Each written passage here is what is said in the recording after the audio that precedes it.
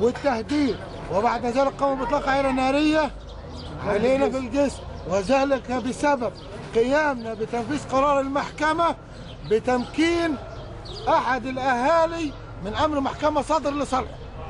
ورغم ذلك لم تكن القيادة على المستوى الذي كنا نتوقعه، وألا وهو الوقف بجانبنا بضبط هؤلاء المتهمين لكي يكونوا عبرة لمن تسول له نفسه أن يخالف القانون أو يروع المواطنين أو يتعدى على أحد.